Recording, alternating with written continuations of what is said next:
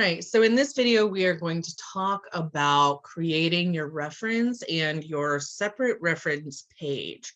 There are lots of resources to create your APA reference.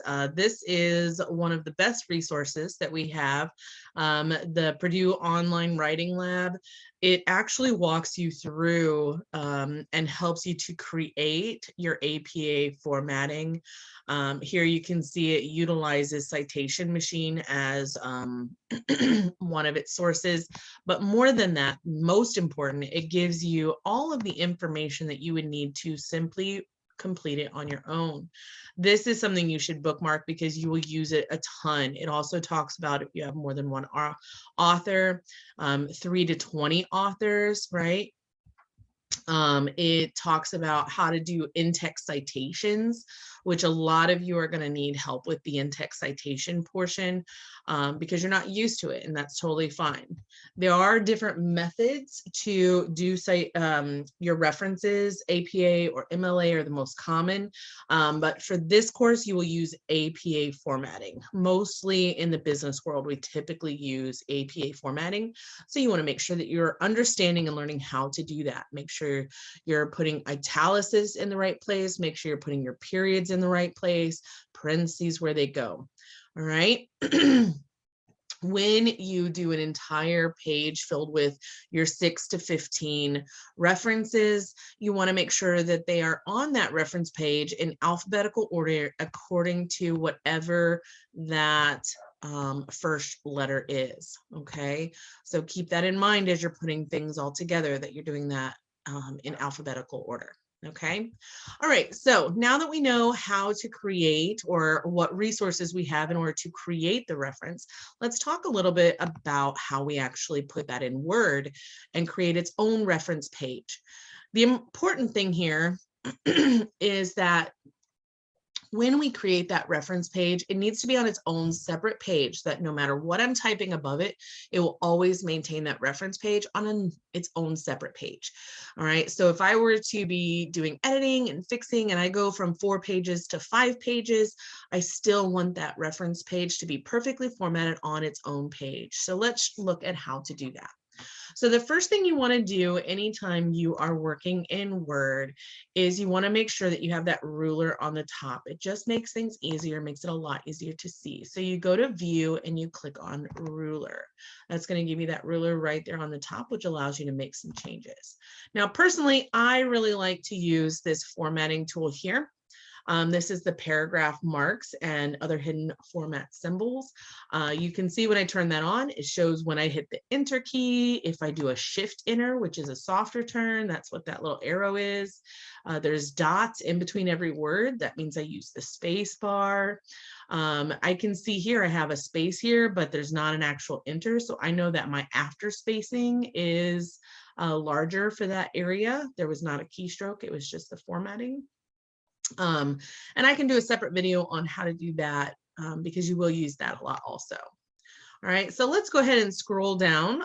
This is an article summary that I did, and we're going to look at my reference. So a lot of times when you're asked to do a reference, a lot of you will just put it right at the end, you know, just a few lines down and it just kind of looks like this. This is very common. I see this a lot, but this is not the proper formatting. Okay, so first off, when you do a reference, it needs to have what's called a hanging indent.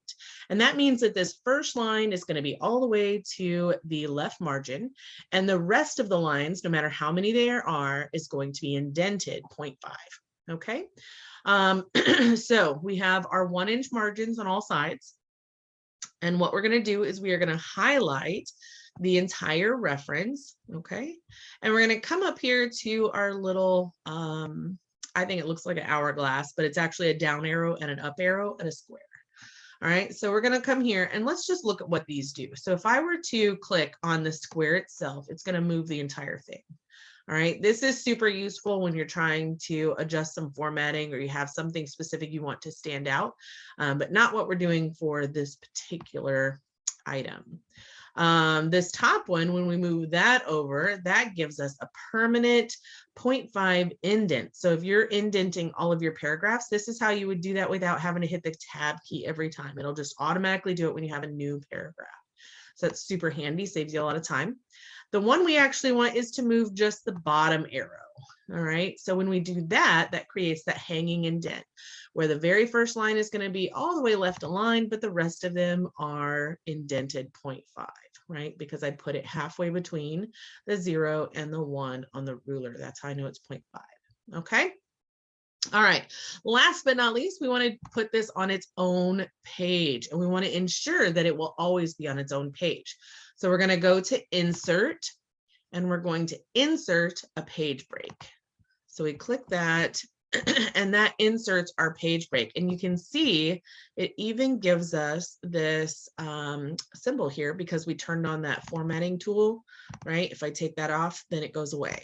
But it tells me that's what I did. And so if I'm trying to click down here and it won't click, then I'm going to know what's happening, right? So if I need to add something, I want to add it above the page break portion, not at the end, right? Because if I add it to the end, see, it goes to that next page.